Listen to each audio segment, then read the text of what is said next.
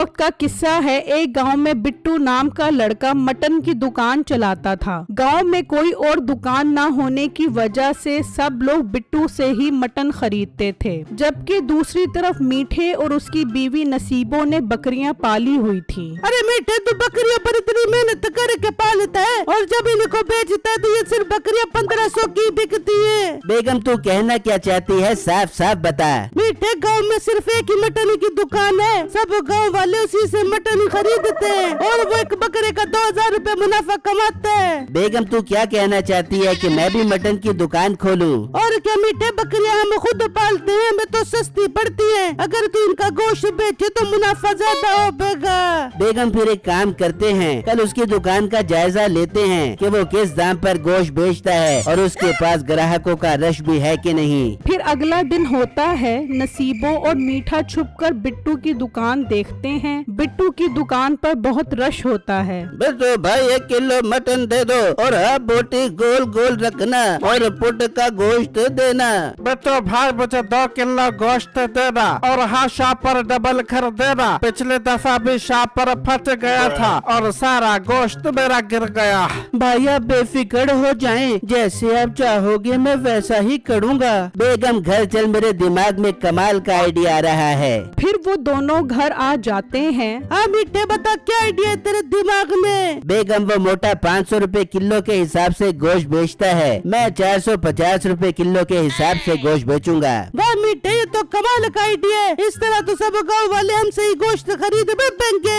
फिर अगले दिन मीठा बिट्टू की दुकान के सामने गोश्त की दुकान खोल लेता है। आ जाओ नौजवान, बकरे का गोश्त 450 रुपए किलो में ले जाओ। ये सुनकर बिट्टू के ग्राहक चौंक जाते हैं और वो सब मीठे की दुकान पर आ जाते हैं। भाई ये गोश्त बकरे का ही है ना, कहीं तू कुत्ते का गोश्त नहीं बेच रहा? बाजी ये घर के पले हुए बकरे हैं, मैंने इन बकरों को कुश्ता फौलाद खिलाकर बड़ा किया है। इनके गोश्त में जायका भरपूर मकदार में तो है ही, पर इनका गोश्त जो खाएगा वो ताकतवर, चुस्त और तवाना हो जाएगा। ठीक है, 1 किलो गोश्त दे दो।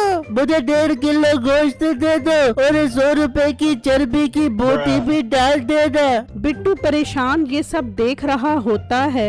मेरे अल्लाह, सब ग्राहक तो दूसरी दुकान पर चले गए, अब मैं क्या करूं? अभी बिट्टू सोच ही रहा होता है, तभी उसका छोटा भाई चिट्टू आ जाता है। बिट्टू भाई क्या सोच रहे हैं और ये गोश्त की दूसरी दुकान कब बनी है? चिट्टू मेरे छोटे भाई, ये गोश्त की दुकान आज ही खुली है और वो 450 रुपए किलो के हिसाब से गोश्त बेच रहा है, जिसकी वजह से सब लोग उसकी दुकान से गोश्त खरीदने चले गए हैं। बिट्टू भाई आप एक काम करो, आप भी 450 रुपए किलो गोश्त बेचो, आपको फिर भी नुकसान नहीं होगा। हाँ मेरे भाई, ये बात तो तुम बिल्कुल ठीक कर रहे हो, पता नहीं ये बात मेरे दिमाग में क्यों नहीं आई। मैं भी कल से 450 रुपए किलो के हिसाब से गोश्त बेचूंगा। फिर अगले दिन बिट्टू भी 450 रुपए किलो गोश्त बेचता है। तो आधे ग्राहक बिट्टू की दुकान से गोश्त खरीद रहे होते हैं, तो आधे लोग मीठे की दुकान से गोश्त खरीदते हैं। इस तरह शाम हो जाती है, उन दोनों का गोश्त सेल हो जाता है और वो अपने अपने घर की तरफ चले जाते हैं। और मीठा घर आकर नसीबों को आज के दिन की सारी बातें बताता है। मीठे, तू कोई ऐसा काम करके वो मोटा बिट्टू दुकान बंद करके भाग जाते ताकि हम सुकून से गोश्त बेच सके।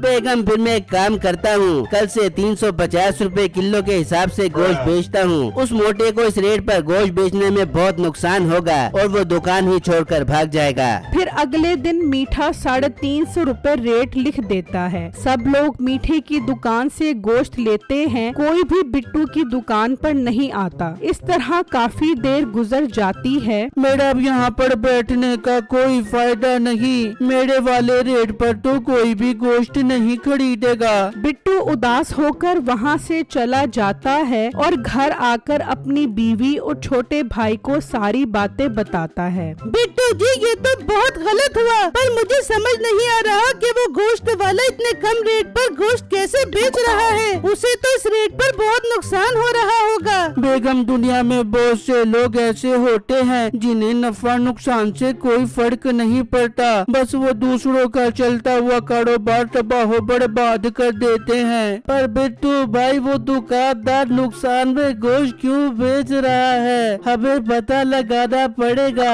एक काम करते हैं, उसके घर जाकर देखते हैं। हाँ बिट्टू चिट्टू ठीक कह रहा है, आप लोग जाकर पता लगाओ। फिर बिट्टू और चिट्टू घर से निकलते हैं और मीठे के घर आते हैं तो देखते हैं कि मीठा बकरियों को घास खिला रहा होता है। बिट्टू भाई ये तो इस दुकान वाले ने खुद ही बकरियां पाली हुई है, तभी तो इसे कम रेट पर भी बेचने में नुकसान नहीं होता। हाँ चिट्टू, अब तो हमारा कुछ नहीं बन सकता, मुझे अब कोई और काम करना पड़ेगा। चिट्टू गौर से बकरियों को देखता है तो वो बीमार और लागर लग रही होती हैं। बिट्टू भाई ये बकरियां तो बीमार लग रही हैं। हाँ तुम ठीक कह रहे हो, इस बीमार बकरियों का गोश्त खाकर तो गांव के लोग बीमार हो जाएंगे। चिट्टू तुम एक काम करो, पुलिस को लेकर आओ। फिर चिट्टू वहाँ से निकलता है और पुलिस स्टेशन आकर सारी बातें बताता है तो पुलिस वाले उसके साथ आ जाते हैं। पुलिस को देखकर गांव के कुछ लोग भी वहाँ पर जमा हो जाते हैं। ओ कसाई, तू क्या गाँव के लोगों को बीमार बकरियों का गोश्त खिला रहा है? पुलिस साहब की बीमार बकरियों का गोश्त खाकर तो गांव के लोग बीमार हो जाएंगे।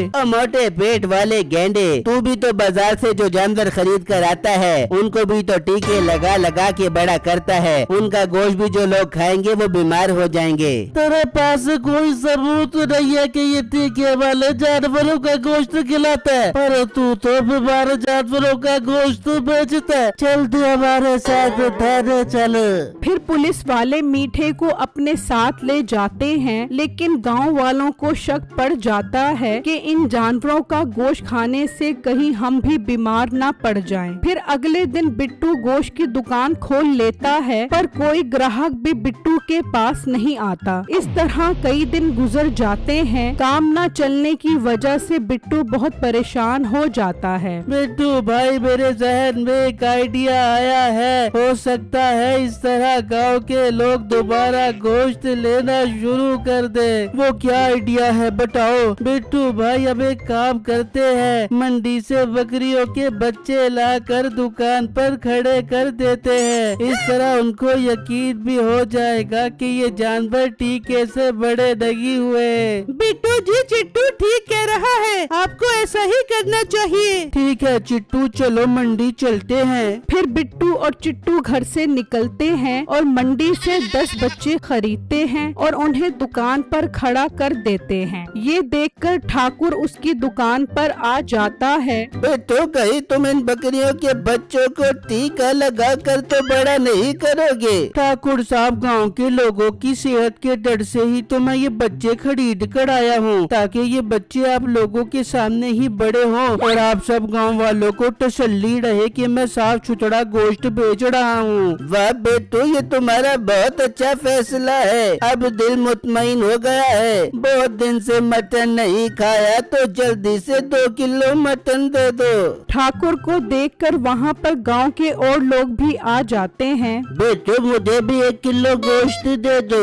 मुझे भी आधा किलो गोश्त दे दो। चिट्टू के इस मशवरे की वजह से ही बिट्टू की दुकान दोबारा से चल पड़ती है।